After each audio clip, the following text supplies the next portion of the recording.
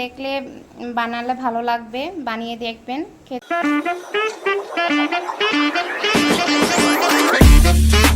প্রিয়ন, তো আজকে আমি সেই ভাইরাল মামার যেই ডিম সিদ্ধ যেই রেসিপিটা সেটা তৈরি করব আজকে।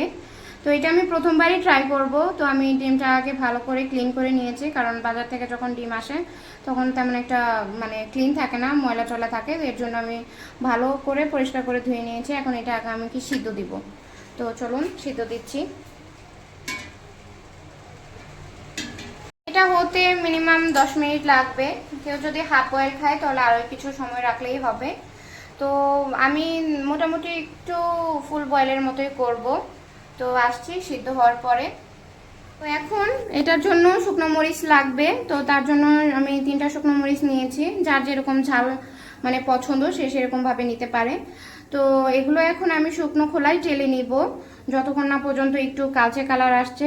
তো এটা দিয়ে দিচ্ছি। আমার কড়াই গরম হয়ে গিয়েছে।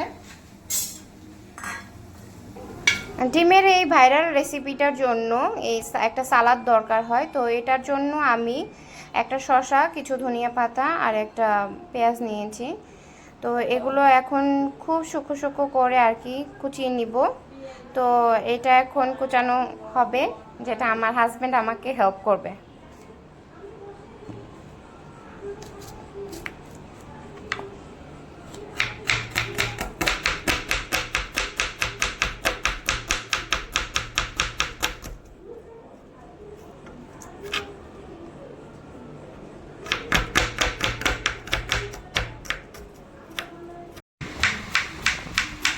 এখন শসাগুলোকে এরকম ছোটো ছোটো করে কুচি করে নেব।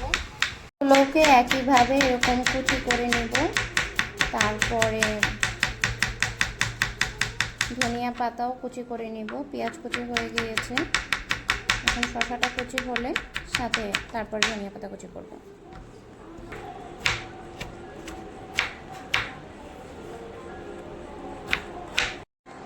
এখন মেইন যে প্রসেসটা সেটার জন্য আমাদের এই ডিমটা সিদ্ধ হয়ে গিয়েছে, এটা আমি খোসা ছাড়িয়ে নিয়েছি। এখন আমি সালাডটা মাখবো। তো তার জন্য একটা শসা নিয়েছি, একটা পেঁয়াজ নিয়েছি আর ধনিয়া পাতা নিয়েছি। এটা হচ্ছে বিট লবণ, এটা তো শুকনো মরিচ, আর 1 টেবিল চামচ হচ্ছে টমেটো সস নিয়েছি। আর এটা হচ্ছে তেঁতুলের সস, যেটা আমি বাসায় মেক করেছি। এটা রেসিপি যদি কারোর প্রয়োজন হয় তাহলে আমাকে ইনবক্স করবেন, আমি এটা দেওয়ার চেষ্টা করব। তো এখন এটা আমি মাখাবো। তো প্রথমে শুকনো মরিচটাকে ভেঙে নিই।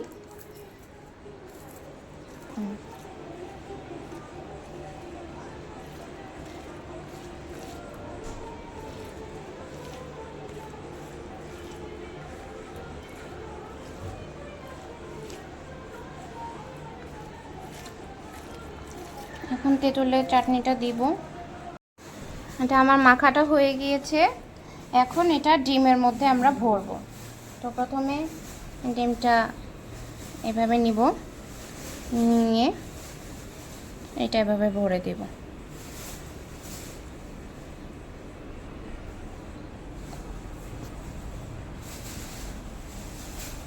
একইভাবে দ্বিতীয়টার মধ্যেও ভরবো।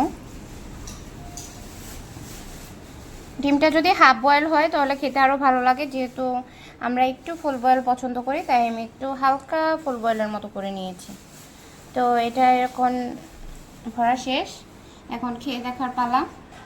Viral egg recipe complete. তো এখন এটা খেয়ে কেমন হয়েছে।